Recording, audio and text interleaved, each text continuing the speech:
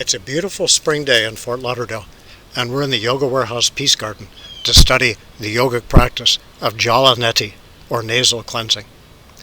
The nose has a mucus lining, and one of the functions of that lining is to filter the air that we breathe by trapping not only dust, but also potentially infectious microbes such as bacteria, viruses, and fungi.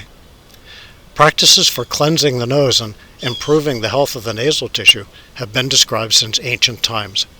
Neti, one of the 6 cleansing exercises of classical yoga, is one of them. Jala Neti has many benefits. It rinses away excess mucus, helping with acute nasal congestion, keeping the nose clean. Your nose will feel clean, even after breathing in a dusty or sooty environment. Your breath will flow more easily and quietly. This is relaxing at a deep level. With regular practice, your sense of smell will improve, along with your sense of taste. To do the practice, you'll need a neti pot and some salt. If you don't have a neti pot, you can use a pinched paper cup, although it's not quite as effective. We'll fill the neti pot with a warm saline solution.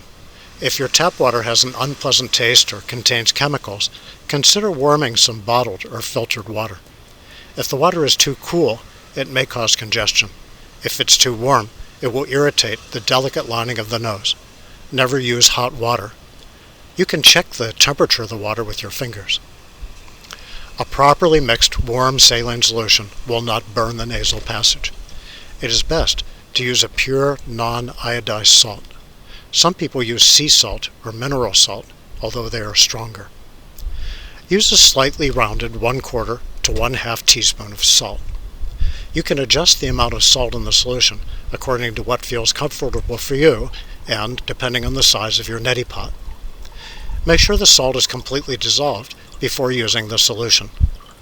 With just the right amount of salt, not too much and not too little, the water is soothing as it passes through the nose. Sometimes people feel that the water is irritating because they have too much salt. Actually, it's usually the opposite. So if you're going to make a mistake, it's better to go a little more toward more salt rather than less. During times of inflammation, the salt will also draw fluid out of swollen tissues, but be careful if there is any sinus infection. Salt, of course, also has antiseptic qualities. To do the practice, begin with your right nostril. Tilt your head slightly to the opposite side. Insert the spout of the neti pot gently into the raised nostril. Slowly pour the water from the neti pot into the nostril until the water filters down through and out the opposite nostril and into the sink. Adjust your head to whatever angle works best. Breathe through your mouth. Don't hold the breath. After you finish pouring, blow through the nostril gently to complete the process and help drain all the water out. You can close the opposite nostril gently with your finger while you're doing this. Remember, the one purpose of the wash is to reduce excess mucus, so don't be squeamish about blowing it out. Refill the neti pot and repeat on the left nostril. You'll want to regularly wash your neti pot with hot water and a little soap, and of course, you never share your neti pot with other people.